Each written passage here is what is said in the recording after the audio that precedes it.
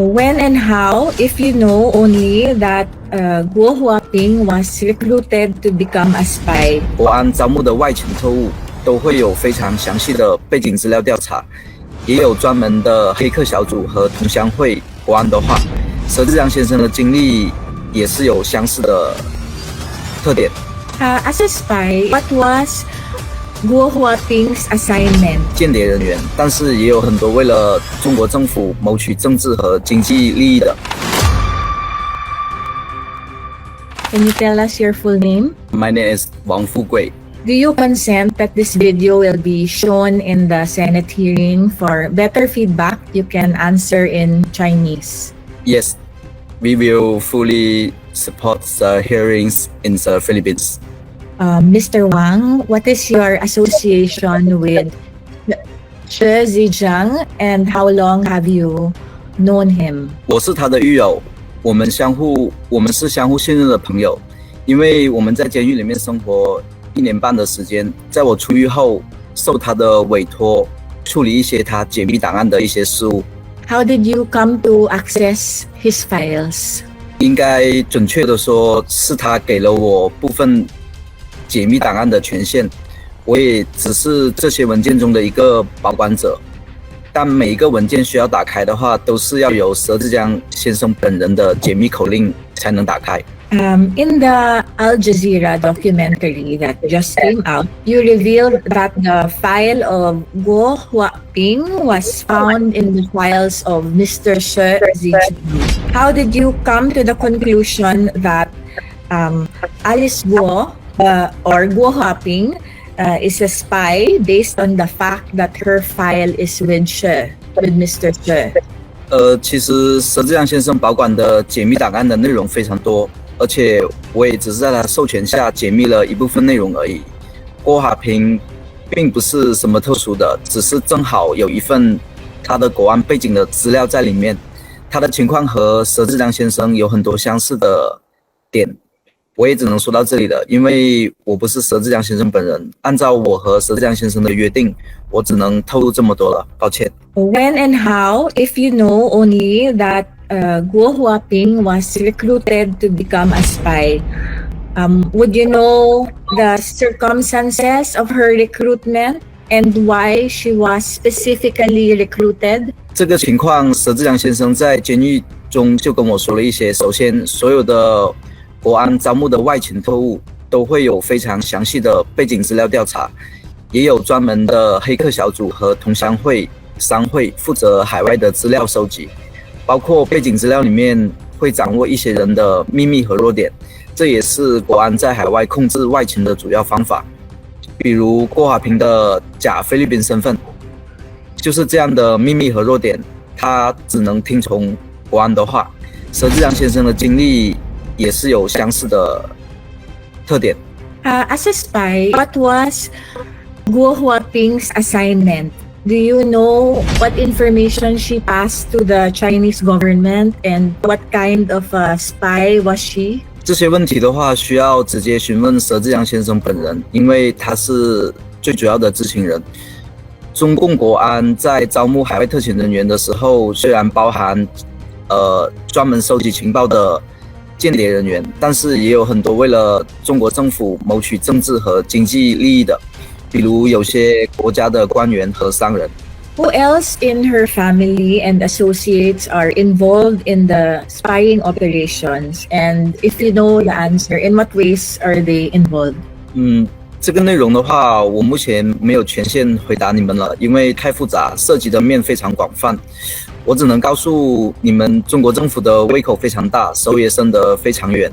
Can you try to explain to us how the casino, online gambling, maybe scamming businesses are related to the spying or espionage operations? 这些当然有关联的，这和中国政府旺盛的情报需求有很大的关系。还有一个就是这些和“一带一路”是绝对有关联的，而“一带一路”也是面向全世界庞大的统战和情报战略计划的一部分，包括对外的殖民策略。Why do you think that Shi is telling the truth? 我是当然相信的，如果你们看了这些文件，你们也会相信。To your knowledge, are there other Chinese spies in the Philippines? 每个国家的都有，而且并不完全是华人。我只能回答这些了。In the Al Jazeera interview, She talked about a handler who was the go-between between Guo Huaping and She. Who is this handler? Is he also working for Yatai, or is he connected to the government? Is he the handler of Guo Huaping? So all things that you can say about him. 这个人叫马东立，他是中共的党员，他是佘志良先生的国安联络人，是红二代的身份。当然，他也有一个美国的身份，还有他是泰国华人协会的副会长。他在佘志良先生被非法诱捕之前，是亚太排名第3的高层。他很有可能是郭华平的上线。佘志良先生和郭华平之间的联系就是通过马东立。我也只能回答这些问题了，谢谢。To your knowledge, was Guo Huaping planted here as a spy, like when she was a child, or did she first become very successful, then became a mayor before she was stopped to work for the Chinese government? 郭华平的竞选本身就是中共国安安排的。After the Al Jazeera interview, Mr. Wang, you had to move to an undisclosed location. Can you tell us why that was necessary? 这个是有必要的，因为不能小看中国国安的海外执行能力。我也希望听证会的议员们注意安全。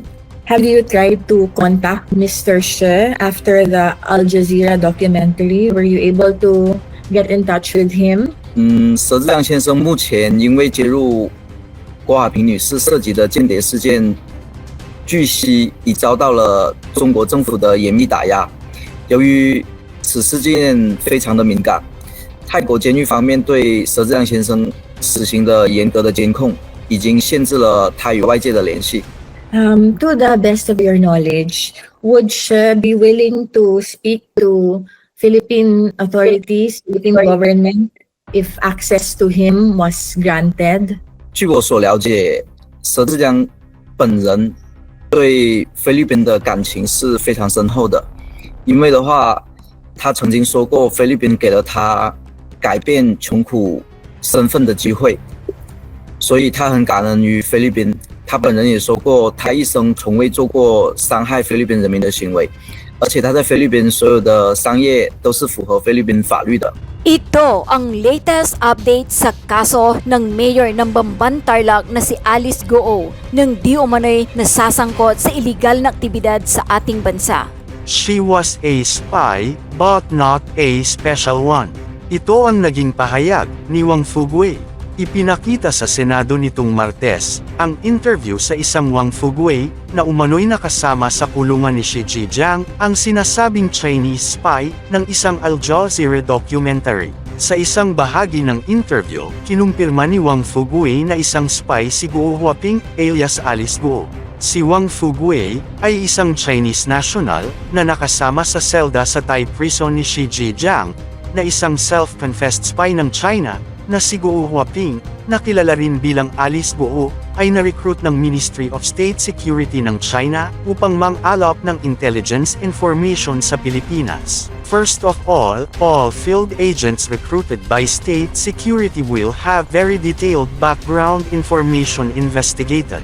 And there are also hakang teams and hometown associations and chambers of commerce in charge of overseas information collection, including the secrets and weaknesses of some people, that will be held in the background information saad ni Wang Fugui sa video interview, na inilabas sa Joint Committee hearing sa Senado, ngayong Martes 8 ng Oktubre. Habang sila ay magkasama sa selda ni Xi, sa loob ng 1.5 taon, sinabi ni Wang, na ipinagkatiwala sa kanya ng kanyang kakusa, ang ilang classified documents, kung saan nabanggit ang pangalan ni Guo Huaping. After my release, he entrusted me to handle some of his declassified file matters, ani Wang. Sinabi ni Senator Risa Hontiveros, na hindi nila maaaring baliwalain ang documentary na inilabas ng Al Jazeera, kaugnay sa posibilidad ng pagiging foreign spy ni Alice Guo.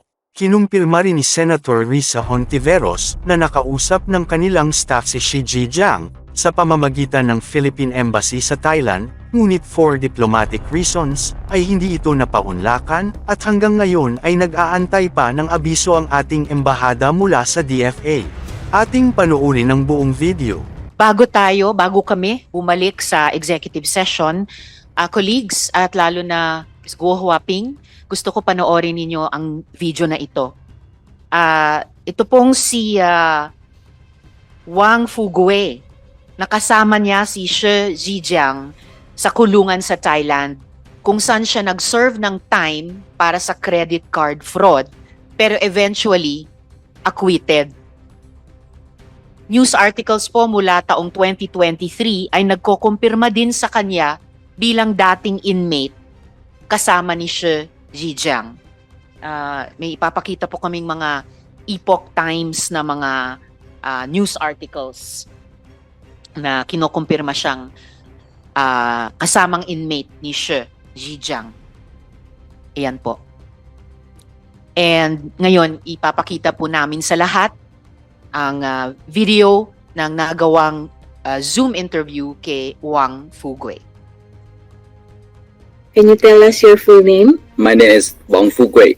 Do you consent that this video will be shown in the Senate hearing? For better feedback, you can answer in Chinese. Yes, we will fully support the hearings in the Philippines. Mr. Wang, what is your association with Shi Zhejiang and how long have you known him? 我是他的狱友，我们是相互信任的朋友，因为我们在监狱里面生活1年半的时间，在我出狱后，受他的委托处理一些他解密档案的一些事务。 How did you come to access his files? 应该准确的说，是他给了我部分解密档案的权限，我也只是这些文件中的一个保管者。但每一个文件需要打开的话，都是要由佘志江先生本人的解密口令才能打开。 In the Al Jazeera documentary that just came out, you revealed that the file of Guo Huaping was found in the files of Mr. Shi Zhejiang. How did you come to the conclusion that Alice Guo or Guo Huaping is a spy based on the fact that her file is with Mr. Shi? 其实佘志江先生保管的解密档案的内容非常多，而且我也只是在他授权下解密了一部分内容而已。郭华平并不是什么特殊的，只是正好有一份他的国安背景的资料在里面。他的情况和佘志江先生有很多相似的点，我也只能说到这里了，因为我不是佘志江先生本人。按照我和佘志江先生的约定，我只能透露这么多了，抱歉。 When and how, if you know only that Guo Huaping was recruited to become a spy, would you know the circumstances of her recruitment and why she was specifically recruited? 这个情况，佘志江先生在监狱中就跟我说了一些。首先，所有的国安招募的外勤特务都会有非常详细的背景资料调查，也有专门的黑客小组和同乡会、商会负责海外的资料收集，包括背景资料里面会掌握一些人的秘密和弱点，这也是国安在海外控制外勤的主要方法。比如郭华平的假菲律宾身份，就是这样的秘密和弱点，他只能听从国安的话。佘志江先生的经历也是有相似的特点。 As a spy, what was Guo Huaping's assignment? Do you know what information she passed to the Chinese government and what kind of a spy was she? 这些问题的话，需要直接询问佘志江先生本人，因为他是最主要的知情人。中共国安在招募海外特遣人员的时候，虽然包含专门收集情报的间谍人员，但是也有很多为了中国政府谋取政治和经济利益的，比如有些国家的官员和商人。 Who else in her family and associates are involved in the spying operations? And if you know the answer, in what ways are they involved? 这个内容的话，我目前没有权限回答你们了，因为太复杂，涉及的面非常广泛。我只能告诉你们，中国政府的胃口非常大，手也伸得非常远。Can you try to explain to us how the casino, online gambling, maybe scamming businesses are related to the spying or espionage operations? 这些当然有关联的，这和中国政府旺盛的情报需求有很大的关系。还有一个就是这些和“一带一路”是绝对有关联的，而“一带一路”也是面向全世界庞大的统战和情报战略计划的一部分，包括对外的殖民策略。Why do you think that She is telling the truth? 我是当然相信的。如果你们看了这些文件，你们也会相信。To your knowledge, are there other Chinese spies in the Philippines? 每个国家的都有，而且并不完全是华人。我只能回答这些了。In the Al Jazeera interview, She talked about a handler who was the go-between between Guo Huaping and She. Who is this handler? Is he also working for Yatai, or is he connected to the government? Is he the handler of Guo Huaping? So all things that you can say about him. 这个人叫马东立，他是中共的党员。他是佘志良先生的国安联络人，是红二代的身份，当然他也有一个美国的身份，还有他是泰国华人协会的副会长。他在佘志良先生被非法诱捕之前，是亚太排名第3的高层，他很有可能是郭华平的上线。佘志良先生和郭华平之间的联系就是通过马东立。我也只能回答这些问题了，谢谢。To your knowledge, was Guo Huaping planted here as a spy, like when she was a child, or did she first become very successful, then became a mayor, before she was tapped to work for the Chinese government? 郭华平的竞选本身就是中共国安安排的。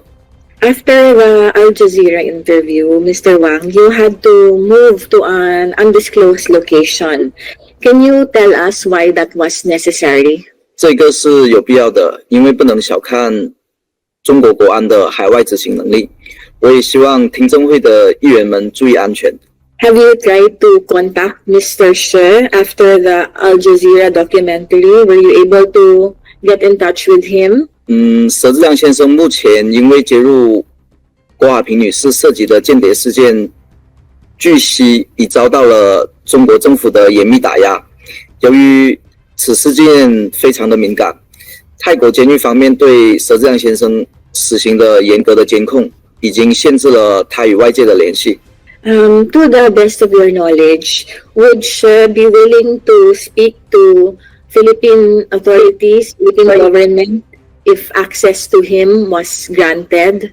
据我所了解，佘志良本人对菲律宾的感情是非常深厚的，因为的话，他曾经说过菲律宾给了他改变穷苦身份的机会，所以他很感恩于菲律宾。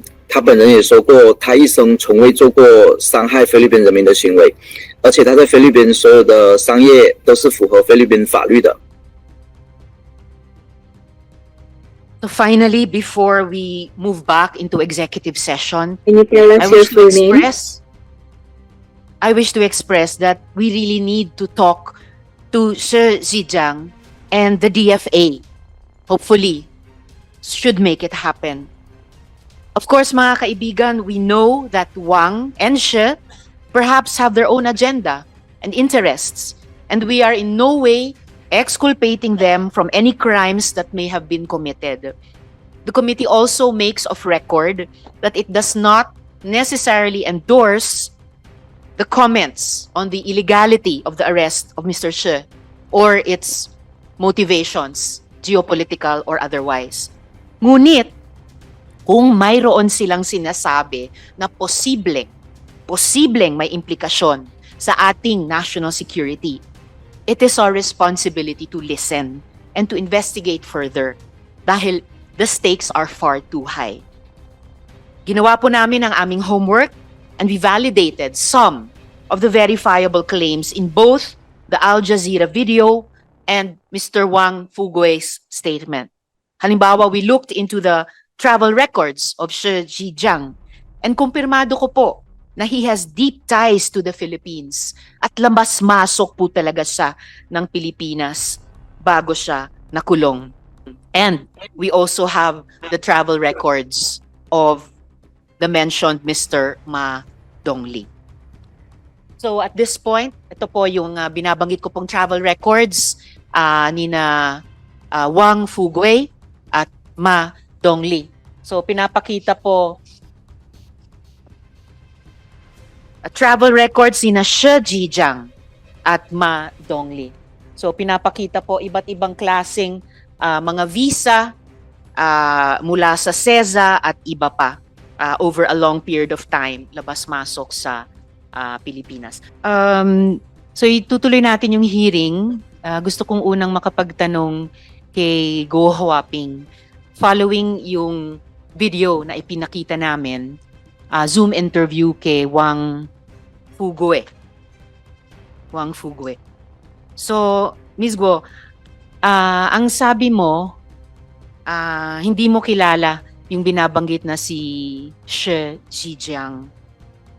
We independently vetted that report of Al Jazeera at nalaman namin na yung si Shi na yan, Shi Zhejiang, has had quite a presence here.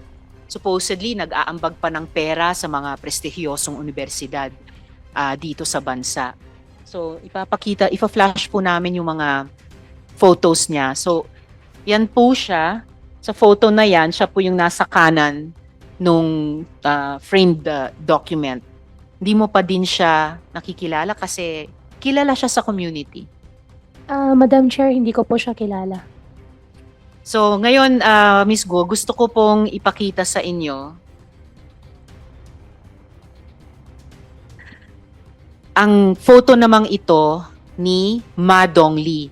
Itong Ma Dongli, yung sinabi sa video Zoom interview sinabi sa Al Jazeera report na siya daw yung handler ni Shi Zhejiang, siya rin daw ang handler mo ni Go Huaping. Itong photo na to, ipinakita to actually nga sa documentary ng Al Jazeera, pero doon, binlur. Kilala mo ba siya? Itong si Dongli. Siya yung naka-blue sa kaliwa ng either Cambodian or Myanmar monk. Madam Chair, hindi ko po siya kilala. So, siya ba yung handler mo? Wala po akong handler. Hindi po ako spy. Hindi ko po siya kilala, Madam Chair. Meron bang ibang lumapit sa iyo para rekrutin ka para magtrabaho sa gobyerno ng ibang bansa? Madam Chair, never po. Wala po. Isko, anong alam mo sa yung terminong United Front? Madam Chair, hindi ko po alam yun. Pero yung ama nyo, si Jian Zhongguo, di ba honorary member siya ng Philippine Chow Tai Organization? Tama ba?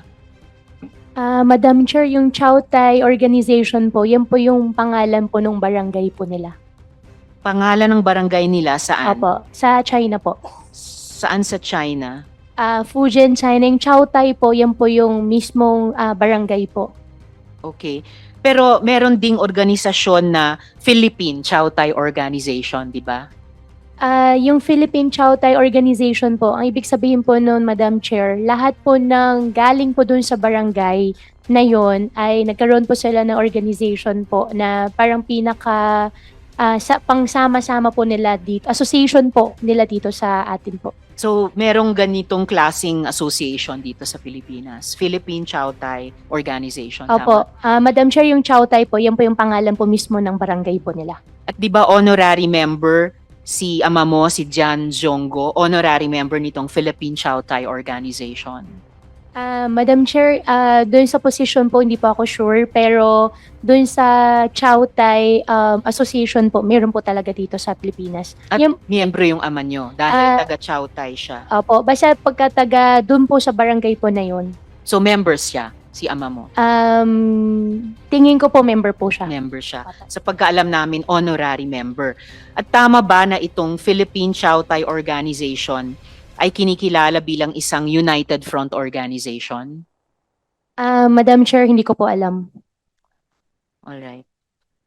Tanong naman po para sa DFA. Sino pong nandirito para sa DFA? Yes, sir. Could you please come down to the floor, sir, sa mic?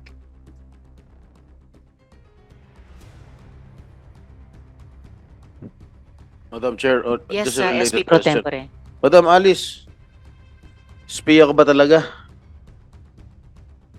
Sen, hindi po ako spy. Hindi po ako spiya po.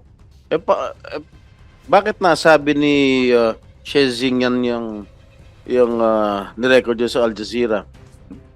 Sen, kaya hihingi din po ako ng tulong po sa inyo. Tulungan niyo po ako mag-imbestiga. Hindi po ako spy. At para naman po, hindi po ako magmukhang kawawa Sa talaga. dami ng tao na pwede niya banggitin, ikaw pa binanggit niya. Tingin ko po, baka gusto lang din po niya ng media mileage ko po ngayon kasi sobrang taas po ng media mileage ko po ngayon. Possible po. Ibig sabihin, ginamit ka lang nitong si Shezijang? Para sa akin po kasi hindi ko po siya kilala. Kung wala ka pa, walang sunog. Kaya nga, inulit ko, bakit sa dami-dami ng tao, ikaw ang pinili niya na sabihin ikaw ay isang spiya? Sen, tingin ko po, dalawa lang po yan. Para sa akin po, kailangan po niya siguro ng media mileage po ngayon. Baka meron po siya ibang motibo po. Pero ako po, hindi po ako spy at hindi ko po siya kilala. Sa tingin mo, ano motibo niya para banggitin ang pangalan mo na isa kang spiya? Sen, maganda rin po yung narinig ko po kanina kay Madam Chair na through our government agency po, sana po ma-invite po natin siya kahit through Zoom meeting lang din po para malaman din po natin kasi hindi po ako spy at hindi ko po talaga siya kilala. Madam Chair, I will just reserve my line of questioning later. Thank you, SP Pro Tempore. And for the record, ang Al Jazeera po ay isang internationally renowned media outfit. I think opinion yan at kaalaman yan shared across this committee. So I Thank you, Madam Chair. you have the floor. I just would like to emphasize You have the floor, sir. the importance of this hearing. Siguro in the previous hearings that we had conducted, hindi pa masyado na-appreciate ng Filipino people yung importance nitong hearing na ito. Marami nagsasabi na grandstanding lang yan ng mga senador. Gusto lang kuberan yung mga problema ng Pilipinas ngayon. Kaya dyan sila nakapokus kay Alice Go. Pero lately, Madam Chair, with that yung Al Jazeera report ay na-recognize natin na talagang hindi ito basta-basta na hearing na ibaliwalain lang natin. Kaya nga kahit tayo'y naka-break ngayon ay still minabuti natin na pumunta dito because this has national security implications itong ginagawa nating hearing. Kaya Madam Chair, before we go to executive session, I hope that Alice Go will bear it out sa ating because kung sabihin niya lahat sa atin somehow it will help him, it will help her a lot kung sabihin niya lahat sa atin at huwag na tayo lukuhin dahil mas matanda tayo sa kanya, batang-bata pa siya. Kahit nasabihin mong seasoned na season or well-trained siya or yung pagka-train niya sa spy ay talagang magandang foundation, still, you cannot break our experience as matandang Pilipino kumpara sa iyo, Miss Alice Go. Kaya I hope that you will declare everything during our executive session. That's all, Madam Chair. Thank you. Mag-subscribe at i-click ang notification bell para sa mga susunod na video updates. Maraming salamat po.